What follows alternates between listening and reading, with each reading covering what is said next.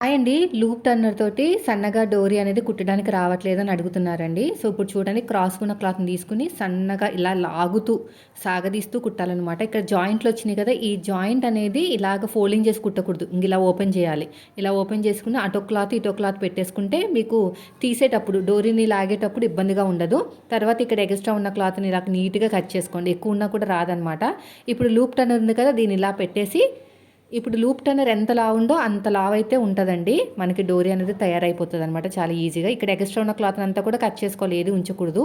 ఇక్కడ హుక్ దగ్గరికొచ్చేసరికి ఇక్కడ చూడండి ఇలా పెట్టేసేయండి. ఇలా పెట్టేసుకొని హుక్ దగ్గరికి ఇలా తగిలించేసుకొని ఇలాగ అడ్డంగా పెట్టుకొని మాత్రమే లాగాలి. ఓకేనా? మళ్ళీ నిలువుగా పెట్టుకుంటే ఊడిపోతదనమాట. సో, మీకు ఎవరికైనా ఈ లూప్ టర్నర్ కావాలంటే కింద ఇస్తాను. ప్రోడక్ట్‌లో ట్యాగ్ చేస్తాను కొనండి. లేదంటే లింక్ అని కామెంట్ చేయండి. ఇన్‌స్టాగ్రామ్‌లో కనుక మన వీడియో చూస్తే. సో, వీడియో నచ్చితే లైక్ చేయండి. మీరు మన ఛానల్ ఫస్ట్ టైం చూస్తే సబ్స్క్రైబ్ చేయండి. Thank you for watching.